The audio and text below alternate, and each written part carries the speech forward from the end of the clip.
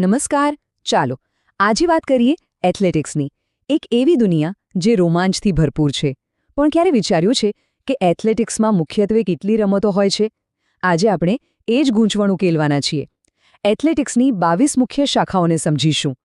જુઓ, જ્યારે પણ એથ્લેટિક્સની વાત નીકળે, ખાસ કરીને કોઈ પરીક્ષાની તૈયારીમાં, તો એક આંકડો વારંવાર સામે આવે છે, અને એ છે 22. જી હા, એથ્લેટિક્સની જે મુખ્ય રમતો છે ને, એને કુલ 22 ભાગમાં વહેંચવામાં આવી છે. આ આંકડો યાદ રાખજો. પણ સવાલ તો એ જ છે કે આ 22 રમતો છે કઈ? હવે આ બધી યાદ રાખવી થોડી અઘરી લાગી શકે, ખરું ને? પણ જરાય ચિંતા કરવાની જરૂર નથી. આપણે આ આખી વાતને એકદમ સરળ બનાવવાના છીએ. આપણે એને 3 ભાગમાં વહેંચીને સમજીશું, એટલે બધું પાણી જેવું સાફ થઈ જશે. તો ચલો શરૂ કરીએ પહેલા અને સૌથી મોટા ભાગથી, ટ્રેક ઇવેન્ટ્સ. કુલ 22માંથી 12, હા, પૂરી 12 રમતો તો ખાલી આ એક જ વિભાગમાં છે. અને નામ પરથી જ ખબર પડી જાય કે આ બધી જ સ્પર્ધાઓ પેલી ગોળ રનિંગ ટ્રેક પર જ થાય છે. પણ આ ટ્રેક ઇવેન્ટ્સ છે શું? એકદમ સીધા અને સરળ શબ્દોમાં કહીએ તો આ સ્પીડ અને સ્ટેમિનાની અસલી કસોટી છે. એક એવી પરીક્ષા જ્યાં ખેલાડીઓએ ટ્રેક પર પોતાની ઝડપ અને પોતાનો દમ બંને બતાવવાનો હોય છે. તો ચાલો હવે જોઈએ કે આ 12 ટ્રેક ઇવેન્ટ્સ કઈ કઈ છે. આપણે એને ગ્રુપમાં સમજીએ તો યાદ રાખવું સહેલું પડશે. સૌથી પહેલા સ્પ્રિન્ટ્સ, એટલે કે જેમાં ગજબની સ્પીડ જોઈએ. 100 મીટર, 200 મીટર અને 400 મીટર. એના પછી આવે છે મિડલ ડિસ્ટન્સ રેસ, જ્યાં સ્પીડની સાથે સ્ટ્રેટેજી પણ એટલી જ જરૂરી છે. 800 અને 1500 મીટર. અને પછી લાંબા અંતરની દોડ, જે સ્ટેમિનાનો સાચો ટેસ્ટ છે. 5000 અને 10000 મીટર. હજુ પત્યું નથી. આ સિવાય વિઘ્નોવાળી દોડ પણ છે.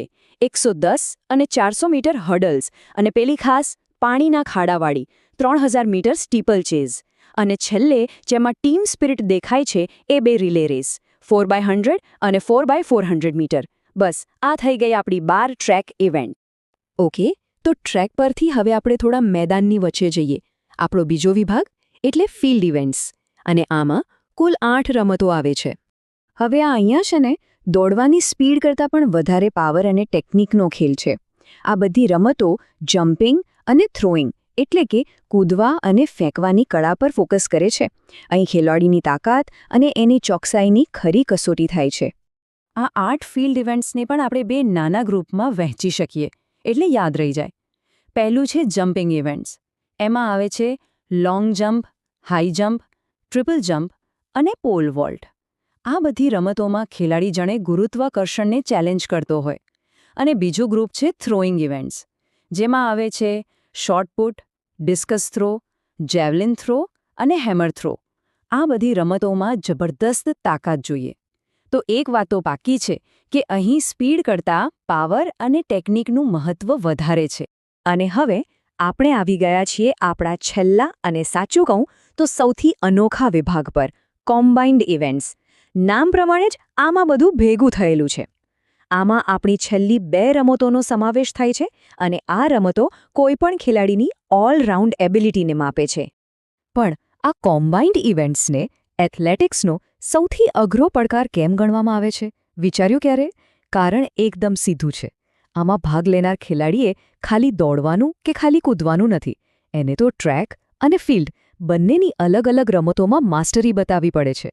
આ જ સાચા અર્થમાં એક કમ્પ્લીટ એથ્લીટની ઓળખ. તો આ 2 રમતો કઈ છે?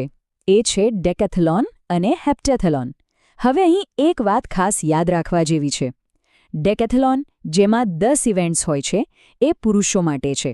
અને હેપ્ટેથલોન, જેમાં 7 ઇવેન્ટ્સ હોય છે, એ મહિલાઓ માટે છે.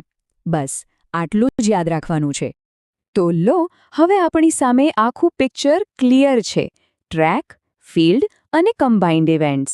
આપણા પઝલના 3 ટુકડા હવે જોડાઈ ગયા છે. ચાલો હવે આ બધાને એકસાથે ફટાફટ જોઈ લઈએ.